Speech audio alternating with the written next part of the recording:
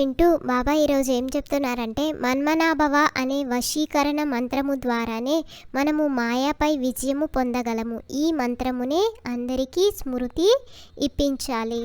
అన్న బాబా ఈరోజు ప్రశ్న ఏమడుగుతున్నారంటే ఈ అనంతమైన డ్రామాలో అందరికంటే శక్తిశాలి నౌకర్లు ఎవరెవరు, ఎలా? ఈ పాత ప్రపంచాన్ని శుభ్రం చేసే అందరికంటే శక్తిశాలి నౌకర్లు ప్రకృతి ప్రకోపాలు, భూమి కంపిస్తుంది, తుఫానులు వరదలు వస్తాయి, శుభ్రమైపోతుంది. దీని కొరకు భగవంతుడు ఎవరికీ ఆదేశం ఇవ్వరు. తండ్రి పిల్లలను ఎలా వినాశనం చేస్తారు? ఇది డ్రామాలోని పాత్ర, రావణుని రాజ్యము కదా. వీటిని భగవంతుని ప్రకోపాలు అని అనరు. తండ్రే పిల్లలకు అర్థం చేయిస్తున్నారు. పిల్లలారా మన్మనాభవ, శివబాబా మన్మనాభవ అని పిల్లలు తండ్రికి చెప్పలేరు. వాస్తవంలో పిల్లలైన మీరు పరస్పరంలో కూర్చొని చర్చించుకుంటారు, సలహాలు ఇచ్చుకుంటారు. కానీ ముఖ్యమైన మహామంత్రాన్ని తండ్రియే ఇస్తారు. గురువులు మంత్రమును ఇస్తారు. ఈ ఆచారము ఎక్కడ నుండి వచ్చింది? ఈ తండ్రి ఎవరైతే నూతన సృష్టిని రచించేవారో వారే మన్మనాభవ మంత్రమును మొట్టమొదట ఇస్తారు. దీని పేరే వశీకరణ మంత్రము, అనగా మాయపై విజయము పొందే మంత్రము.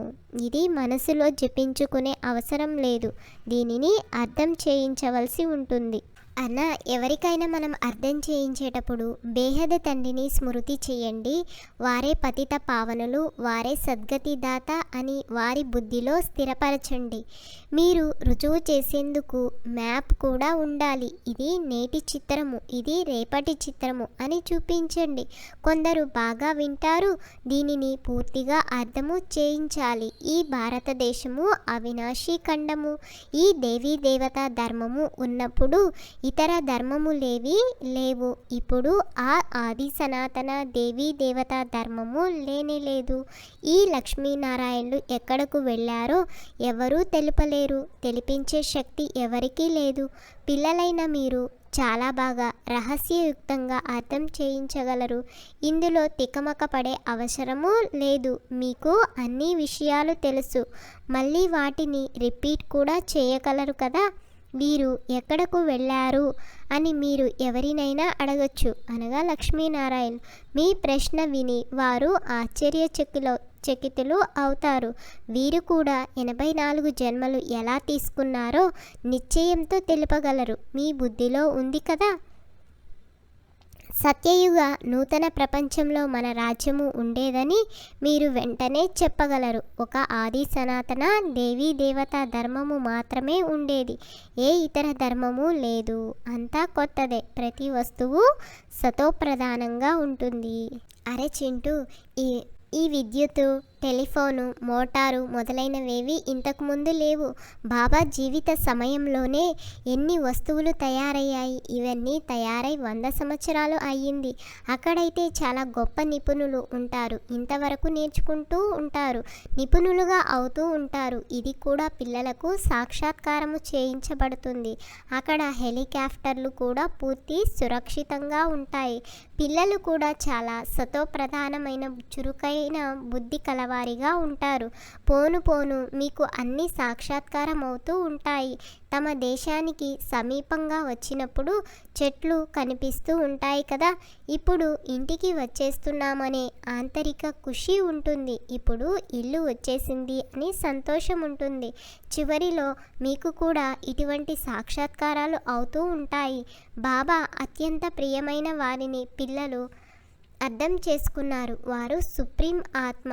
వారిని అందరూ స్మృతి కూడా చేస్తూ ఉంటారు. భక్తి మార్గంలో మీరు కూడా పరమాత్మను స్మృతి చేసేవారు కదా. కానీ వారు చిన్నగా ఉంటారో పెద్దగా ఉంటారో తెలియదు. కనుక భృకుటి మధ్యలో మెరిసే విచిత్రమైన నక్షత్రము అని మహిమ కూడా ఉంది. కావున తప్పకుండా బిందువు వలె ఉంటారు కదా. వారినే సుప్రీం ఆత్మ అనగా పరమాత్మ అని అంటారు. బాబా ఇప్పుడు మనకు శ్రీమతమును ఇస్తున్నారు. ఎవరికి దుఃఖము మొదలైనవి ఇచ్చే మాటే లేదు. తండ్రి సుఖమునిచ్చే మార్గమును తెలిపేవారు. డ్రామా ప్లాన్ అనుసారము గృహము పాతదిగా అవుతూనే ఉంటుంది. మొత్తం ప్రపంచమంతా పాతదైపోయిందని తండ్రి కూడా చెప్తారు.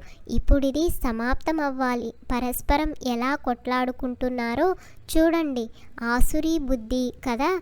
ఈశ్వరీయ బుద్ధి ఉన్నప్పుడు ఎవరిని చంపే విషయము మొదలైనవేవి ఉండవు. నేను అందరికీ తండ్రిని, అందరిపై నాకు ప్రేమ ఉందని వారు చెప్తారు. తండ్రిని చాలా ప్రేమగా స్మృతి చేసే, సర్వీస్ చేసే అనన్య పిల్లలను బాబా చూస్తూ ఉంటారు. ఇక్కడ కూర్చున్న సర్వీస్ చేసే పిల్లల వైపుకు తండ్రి దృష్టి వెళ్తుంది. అప్పుడప్పుడు డెహ్రాడూన్ వైపు, అప్పుడప్పుడు మీరట్ వైపు, అప్పుడప్పుడు ఢిల్లీ వైపు వెళ్తుంది. నన్ను స్మృతి చేసే పిల్లలను నేను కూడా స్మృతి చేస్తాను. నన్ను స్మృతి చేయని వారిని కూడా స్మృతి చేస్తాను. ఎందుకంటే నేను అందరినీ తీసుకువెళ్ళాలి కదా. నా ద్వారా సృష్టి చక్ర జ్ఞానమును అర్థం చేసుకున్నవారు నెంబర్ వారుగా ఉన్నత పదవిని పొందుతారు. ఇది బేహద్ విషయాలు. ఆ ఉపాధ్యాయులు మొదలైన వారు హద్దులోని వారు. వీరు బేహద్ టీచర్ కావున ఆంతరికంగా పిల్లలకు ఎంతో ఖుషి ఉండాలి. అరే చింటూ, బాబా ఈరోజు హోంవర్క్ ఏమి ఇస్తున్నారంటే సదా అపారమైన ఖుషీలో ఉండేందుకు బేహద్ తండ్రి వినిపించే బేహద్ విషయాలను స్మరించాలి. తండ్రిని అనుసరిస్తూ ఉండాలి. సదా ఆరోగ్యంగా ఉండేందుకు పవిత్రతను ధారణ చేయాలి. పవిత్రత ద్వారానే ఆరోగ్యము, ఐశ్వర్యము, ఆనందాల వారసత్వాన్ని తండ్రి నుండి తీసుకోవాలి. అన్న బాబా ఈరోజు వరదానం ఏమిస్తున్నారంటే సర్వ ప్రాప్తులను స్మృతిలో ఎమర్జ్గా ఉంచుకొని సదా సంపన్నంగా ఉండే సంతుష్ట ఆత్మాభవ. సంగమ యుగంలో బాబ్దాదా ద్వారా ఏ ఏ ప్రాప్తులు లభించాయో వాటి స్మృతి ఎమర్జ్ రూపంలో ఉండాలి. అప్పుడు ప్రాప్తుల సంతోషము మనల్ని ఎప్పుడూ క్రిందికి ఆందోళనలోకి తీసుకురాదు. సదా స్థిరంగా ఉంటారు. సంపన్నత స్థిరంగా చేస్తుంది.